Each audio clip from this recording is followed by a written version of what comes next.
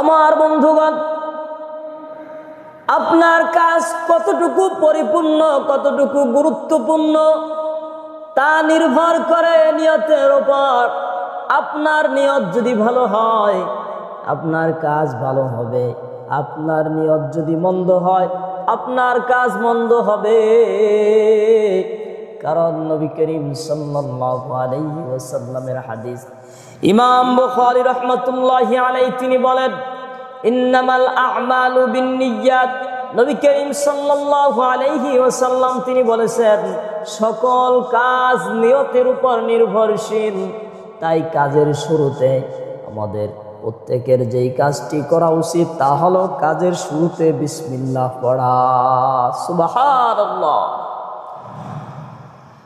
শুধু তাই নয়, আল্লাহ পাক রব্বুল আলামিন কুরআনুল কারীমে ইরশাদ করেছেন, ফাস্তাইয বিল্লাহি মিনাশ শাইতানির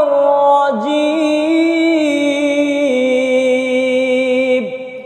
আল্লাহ পাক রব্বুল আলামিন বলেন, এ আমার প্রিয় রাসূল, ফাস্তাইয বিল্লাহ, আপনি আল্লাহর কাছে অনুমতি, আশ্রয় প্রার্থনা চান, মিনাশ শাইতানির রাজীম, শয়তানের কুমন্ত্রণা থেকে আপনি আল্লাহ তাআলার কাছে পানাহ চান, আশ্রয় চান।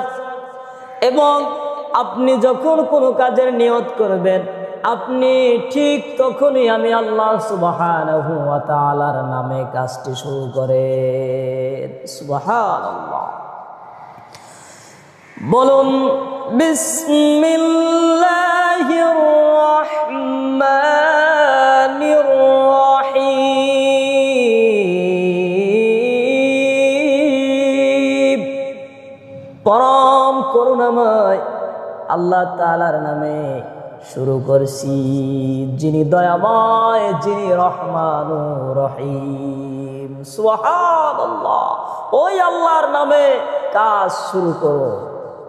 প্রিয় ভাইয়েরা আমার, একটি গুরুত্বপূর্ণ বিষয়, এই বিষয়টি আপনার জানা খুব জরুরি।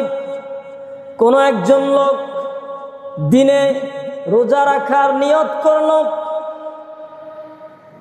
কিন্তু নিয়ত করলো রোজা রাখবে, সে ব্যক্তি পানাহার করলো না। কি করলো না? পানাহার করলো না। অথবা কোনো ব্যক্তি সে দিনে না খেয়ে রইল, না খেয়ে থাকলো, আর মনে মনে বলল যে আমি রোজা রেখেছি। হবে না। আপনার কাজের শুরুতে নিয়ত করতে হবে, নিয়ত করে তারপর আপনি রোজা রাখবেন, তাহলে আপনি রোজা পরিপূর্ণ হয়ে যাবে। সুবহানাল্লাহ। সারাদিন না খেয়ে থাকবেন, কিন্তু নিয়ত করবেন না যে আপনি রোজা রেখেছেন, আপনার সেই রোজা হবে না। প্রিয় ভাইয়েরা আমার, নবী করিম সাল্লাল্লাহু আলাইহি ওয়াসাল্লাম তিনি বলেছেন, নিয়াতুল মুমিনি খায়রুম মিন আমালিহি।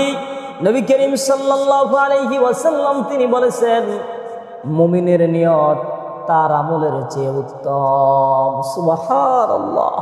একজন মুমিন বান্দা নিয়ত করবে, তার কাজের চাইতেও নিয়ত বিশাল। সুবহানাল্লাহ। আর আমার বন্ধুগণ, আল্লাহ পাক রব্বুল আলামিন কুরআনুল কারীমে দুই ব্যক্তির কথা তুলে ধরেছেন। এক নম্বর হলো ফাআম্মা মান তাগা ওয়া আসারাল হায়াতাদ দুনিয়া। আল্লাহ তাআলা বলেন, যে ব্যক্তি আল্লাহর অবাধ্য, ওই ব্যক্তি আল্লাহ তাআলার কাছে দুনিয়া চায়।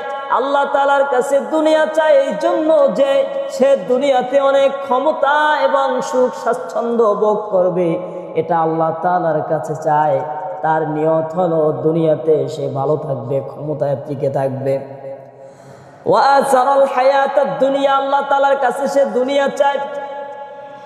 আল্লাহ পাক রব্বুল আলামিন বলেন, তার জন্য কিয়ামতের দিন ফাইন্নাল জাহিমা হিয়াল মাওয়া, তার জন্য পরকালে জাহান্নাম রয়েছে। আর অপর ব্যক্তি হলো মুমিন ব্যক্তি, যে ব্যক্তি আল্লাহ তাআলার কাছে নিয়ত করে। কেমন নিয়ত? আল্লাহ তাআলার কাছে এমন নিয়ত করে, ওয়া আম্মা মান খাফা মাকামা রাব্বিহি ওয়া নাহান নাফসা আনিল হাওয়া। আল্লাহু আকবার। কি বলে? ওই ব্যক্তি মান খাফা মাকামা রাব্বিহি, ওই ব্যক্তি আল্লাহ তাআলাকে ভয় করে এভাবে যে আমার কিয়ামতের দিন রব্বুল আলামিনের দরবারে আমার দাঁড়াতে হবে, কি নিয়ে আমি দাঁড়াবো, ওই দিন আমি কি জবাব দিব। এই বলে সে আল্লাহ তাআলার কাছে নিয়ত করে লিকা রাব্বিহি, আল্লাহ তাআলার সাথে, তাহার রবের সাথে সে সাক্ষাৎ করবে।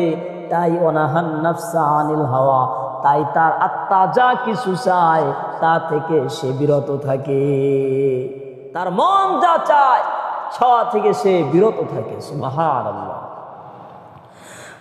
এ পক্ষান্তরে তার লাভ কি হবে? তার লাভ হবে এটা, ফাইন্নাল জান্নাতা হিয়াল মাওয়া, তার জন্য রয়েছে পরকালীন জান্নাত।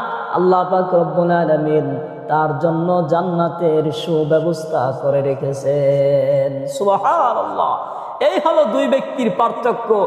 এক ব্যক্তি নিয়তের কারণে এমন নিয়ত করে দুনিয়ার যত অবাঞ্ছিত, যত মন্দ কুকর্ম রয়েছে তার দিকে, এবং দুনিয়ার সুখ স্বাচ্ছন্দ্য লোভ লালসার প্রতি তার নিয়ত, এই নিয়ত তাকে জাহান্নামের দিকে ফেলে দেয়। আর ওই ব্যক্তি, যে ব্যক্তি পরকালে রবের সাথে সাক্ষাৎ করার চিন্তা ভাবনা করে, নিয়ত রাখে, ওই ব্যক্তিকে আল্লাহ পাক রব্বুল আলামিন জান্নাতে প্রবেশ করে দেন। সুবহানাল্লাহ।